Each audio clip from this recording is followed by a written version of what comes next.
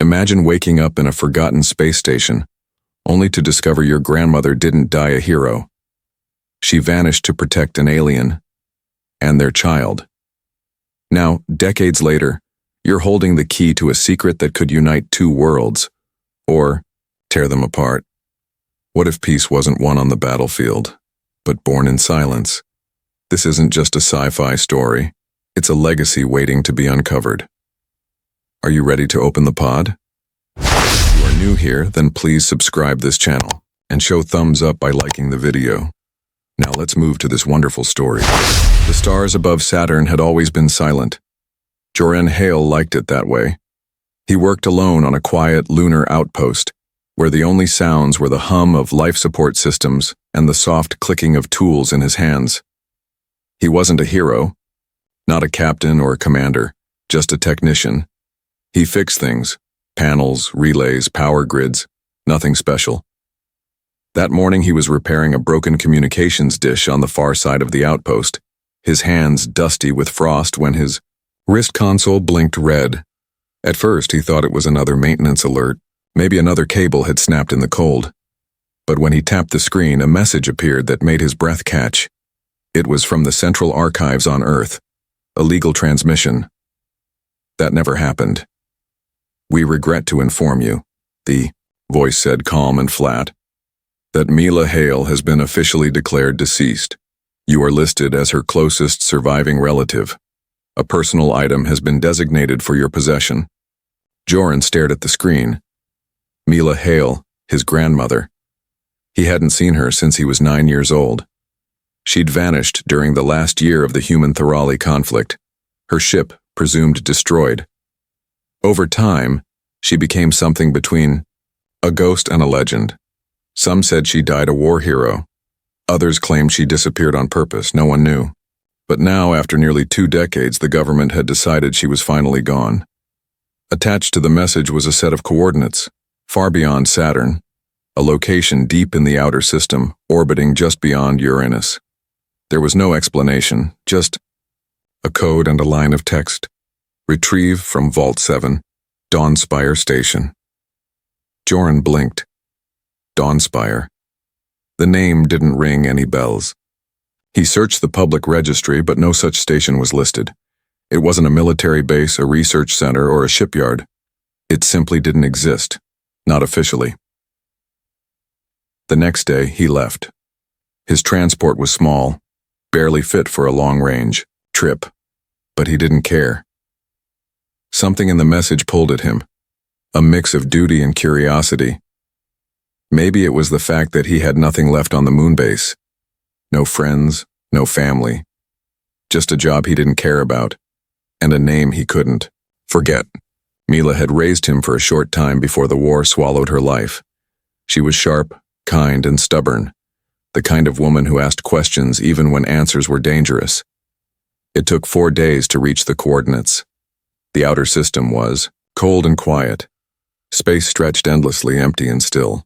When the station finally appeared on his radar, it looked like a shadow. Dark, quiet, hidden behind drifting clouds of frozen gas.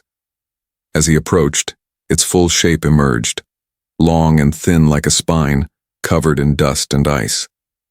The name was faint, almost erased. Dawnspire. His pulse quickened. It was real. He docked manually, the auto systems failing to connect to the old network. The airlock creaked as it opened, and a cold draft greeted him. Inside, the lights flickered on one by one as he moved through the corridors. It wasn't dead, just sleeping. Dust floated in the air, catching the light like tiny stars. There was no sign of life, yet everything felt watched. The station had clearly been built in secret. Its structure was old but solid. Signs of human design mixed with something else, smooth curves and markings he didn't recognize. On one wall, he found a collection of photographs pinned gently with care. In the first image, he recognized his grandmother, young, standing proudly beside a team of humans in diplomatic uniforms. But the photo behind it made him stop. Mila was smiling in that one too, but this time she stood beside an alien, a Thorali woman with deep violet skin and soft white eyes. They weren't posing for a record. They were simply together. Happy. Joran's heart pounded. He had never seen a Thorali outside of a textbook. They had been the enemy during the war, feared, misunderstood, rarely seen. But the woman in the photo didn't look like an enemy. She looked like a friend. He moved deeper into the station, following the map displayed on his wrist console. At the end of a long corridor, he found a sealed room marked Vault 7. The door opened with a hiss when he entered the override code from the transmission. Inside was a containment pod, smooth and silver, resting in the center of the room, like it had been waiting. Beside the pod was a note, real paper, faded and yellowed. The handwriting was old, shaky. It said only, "For Joran. Open with trust." He stared at the message, unsure of what it meant. Why would Mila leave something like this for him? What was in the pod? A recording device sat on the table. He pressed play. Her voice came through, soft and older than he remembered. "If you're hearing this, Joran," she said, "then I've been gone a long time. What you see in front of you is the most important secret I've ever kept. More important than politics, than war, than anything. I didn't die in battle. I chose to disappear. Because of her." Joran looked at the pod again. His chest tightened. Her? She's not dangerous, Mila continued. She's not a weapon. She's a bridge. Between us and them, between fear and hope. I hid her here, in the silence, because I believed someday someone would understand. Someone like you. The recording ended. The room was silent again, but Joran felt like the world had tilted slightly. He stepped closer to the pod. It glowed faintly as if it had a heartbeat. He didn't open it. Not yet. He sat down beside it and placed a hand on the metal surface. "I don't know who you are," he whispered, "but I think I'm supposed to." Outside, space stretched into darkness, but inside Dawnspire, something had just begun. Joran didn't sleep that night. He stayed beside the glowing pod, the silence of the station thick around him. Dawnspire wasn't just a secret anymore. It was a memory frozen in metal and air. Somewhere in this place was the truth about his grandmother, and maybe something much more. He listened to the recording again, trying to hear more than just the words. Mila's voice sounded tired, like it had carried the weight of years, too heavy to speak aloud. She had said the figure inside the pod wasn't a weapon, not a threat, but a bridge. A bridge to what? The next morning, or what felt like morning in the station's artificial cycle, Joran started searching. He needed answers before he made any decisions about the pod. He wandered through quiet halls, passing sleeping consoles and faded doors. Everything was untouched, like the station had been waiting all this time. He found the command center and powered up the main terminal. It buzzed, slow and weak, but came alive. Most files were locked behind layers of security, but one folder stood out, sitting on the edge of the screen like it had been left there on purpose. It was titled, simply, Echoes. Inside were audio logs, personal ones. The first file opened with static, then a breath. "This is Mila Hale," her voice said. "Log 1. I've activated Dawnspire. It's hidden, off-grid. That's how it needs to be." Joran leaned closer as her voice continued. "She arrived 3 days ago. Her ship was damaged during a ceasefire, barely holding together. I was sent to investigate, but what I found wasn't a soldier. She was scared, wounded. She called herself Riven. Riven. The name sat heavy in Joran's chest. She didn't beg," Mila continued. "She didn't threaten. She just looked at me and said, 'I don't want to die afraid.' I believed her." Joran sat down in the dusty chair, letting the words fill the room. He played the next log. "Riven speaks 4 human languages," Mila said. "And she's learning more. She has questions about everything, our history, our music, our food. She listens when I talk, really listens. I've never met anyone like her." The logs went on, and Joran kept listening.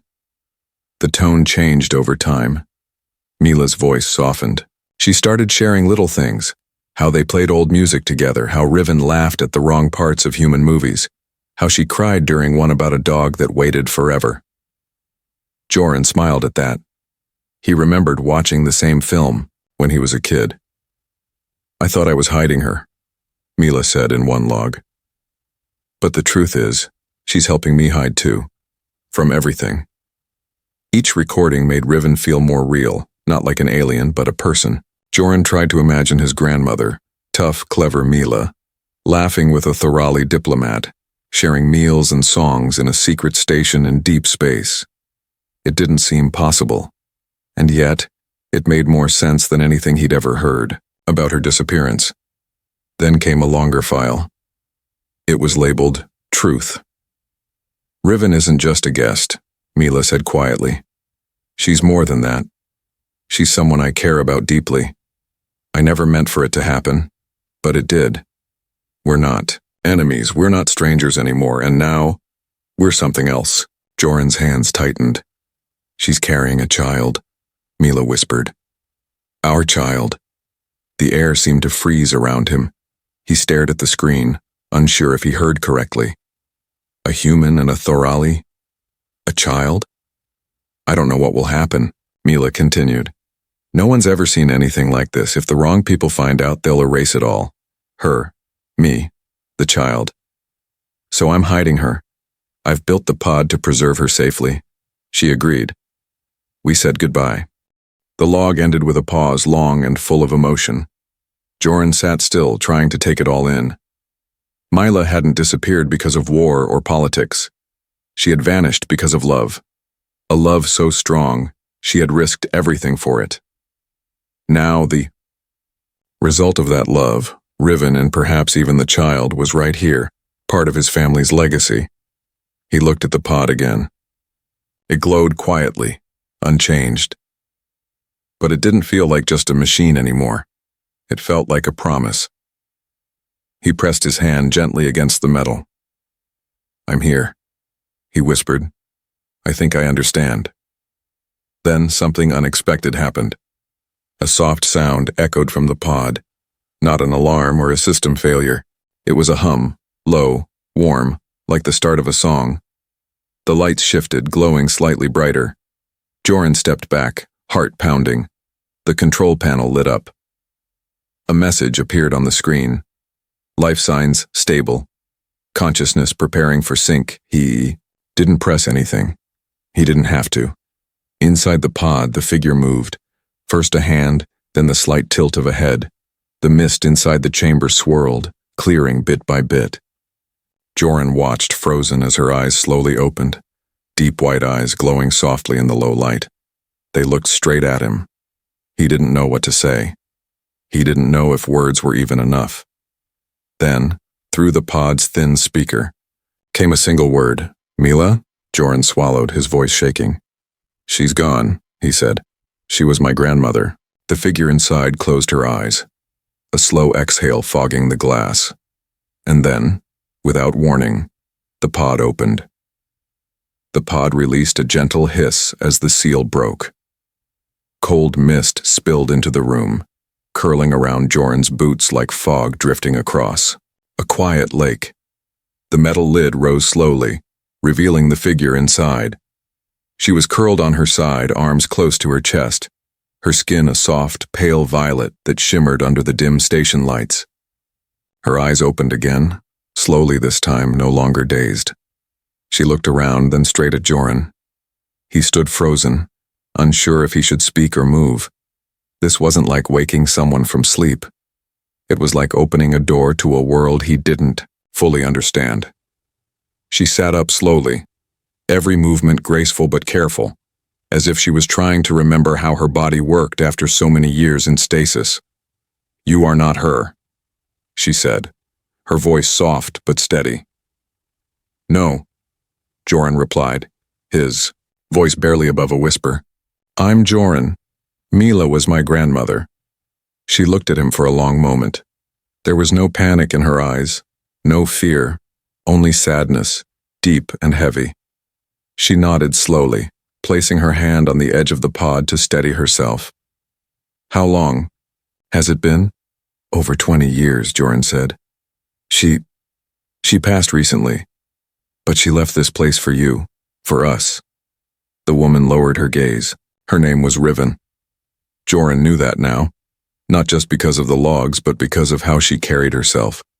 There was a quiet strength in her posture, a grace that didn't come from training but from experience.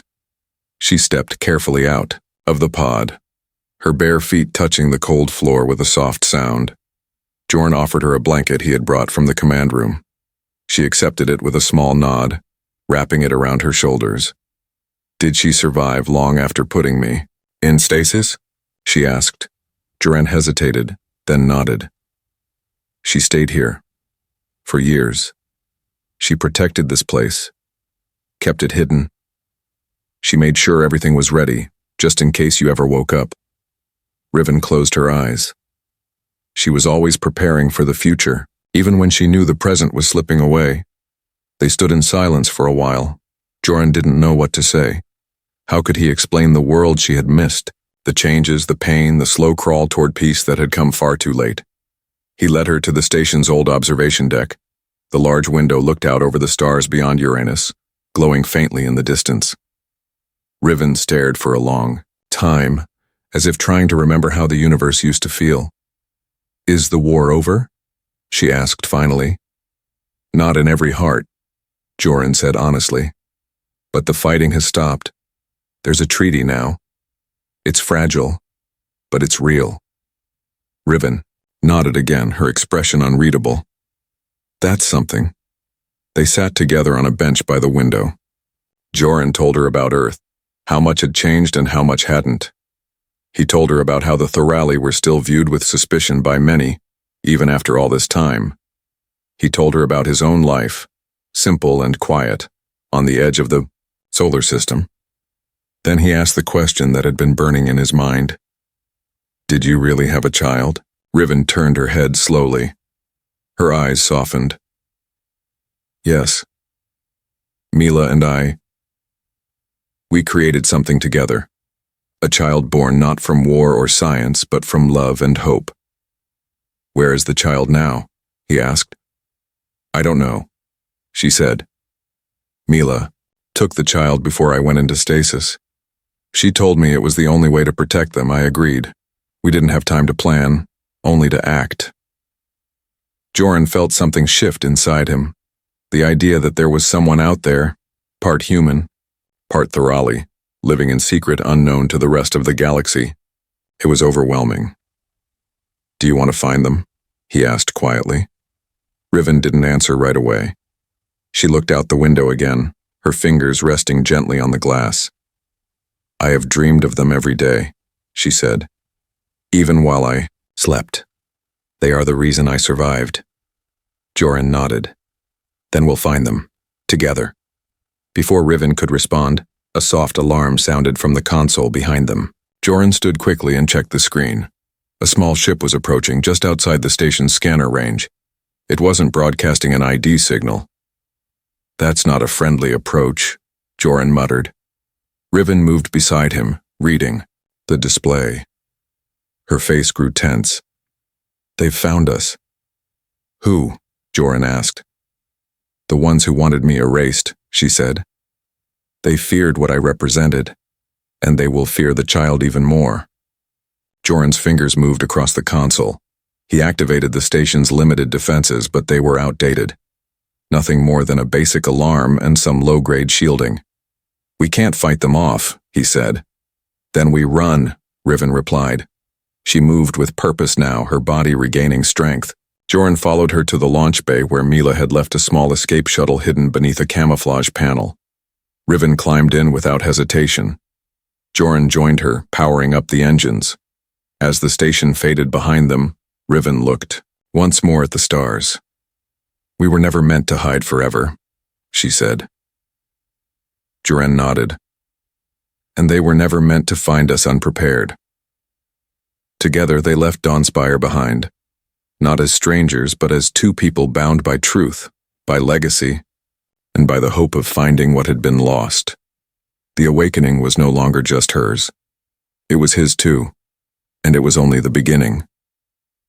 The shuttle cut through the silence of space, gliding like a quiet thought between stars. Joran sat at the controls, his hands steady despite the tightness in his chest. Riven sat beside him, her eyes fixed on the dark canvas outside the window. They had escaped Dawnspire, but peace still felt far away. Behind them was a secret too big to keep hidden much longer, and ahead was a hope they could only chase without knowing where it would lead. They flew toward a remote science colony on one of Neptune's minor moons, a place Mila had marked in one of her private records. It was the only clue they had. The colony was small and unimportant, run by independent researchers and forgotten by most governments. If Mila had hidden the child anywhere, this was the kind of place she would have chosen. As they landed, no one greeted them. The colony was quiet, half buried in ice and shadow. They entered through an old access tunnel, the air heavy with recycled breath and the low hum of machinery. Riven kept her hood up, her face mostly hidden, but her presence was still unusual. Even covered, she stood out, too graceful, too calm. They asked for someone named Sarah, the name listed in Mila's note. The receptionist didn't question them, just pointed to a workshop at the edge of the colony. Joran and Riven followed the narrow corridors until they found a young woman standing alone in a lab surrounded by screens, notes, and glowing crystals. Her name was Amari. She looked up as they entered, curious but not afraid. She had dark, wavy hair pulled back and eyes that shimmered slightly. Not with light, but with something deeper. She didn't ask who they were. She simply said, "I've been expecting you." Joran and Riven exchanged a glance. Amari stepped forward and studied Riven quietly. Then, without hesitation, she said, "You look like her, the one in the dream." Riven blinked, surprised. "What dream?" "I've had it since I was small," Amari replied. "A voice singing in a language I don't know. A woman with soft eyes and a hand on my shoulder telling me to be brave. I used to think it was just my imagination." Riven stepped closer. Her hand trembled slightly. "You're not imagining me." They ran a test. Quietly, carefully, just enough to confirm what Joran already suspected. The results came back in minutes. Amari was Mila and Riven's child. The room went silent.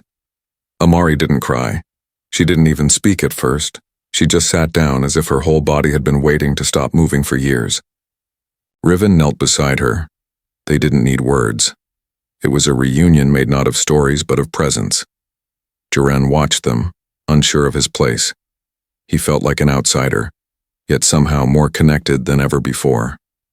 Mila's voice echoed in his, "And she's a bridge." Maybe this was what she meant, not just Riven, but Amari too. A living connection between two worlds that had never learned how to listen. But peace was never simple. Before they could leave the colony, a signal came through, unauthorized, encrypted, and close. Joran tracked it back to a low-orbit ship with no ID tags, the same signature as the one that had chased them from Dawnspire. "They followed us," Joran said, his stomach tightening. Riven's expression darkened. "They won't stop. Not until the truth disappears again." Amari stood. "Then we don't hide." Joran looked at her. "What do you mean?" Amari walked to her terminal and activated a secure broadcast channel. She began recording a message. Her voice was steady, clear, and calm. "My name is Amari. I am both human and Thorali. I was born of peace, not war. For years, I have lived in silence. But silence doesn't protect the truth. It buries it." She paused, then continued. "I exist, and I'm not alone. My mother risked everything for a world that could accept both sides. My grandmother gave up her life to protect that hope. And now I choose to speak, not as a symbol, as a person." She ended the recording and sent it. Joran stared at her. "That message, once it's out there." "It's out," Amari said, softly. "And we can't take it back." The reaction was faster than expected. Within hours, their signal had been picked up by multiple stations. Some denied it, some ignored it. But others listened. News spread. Stories were written.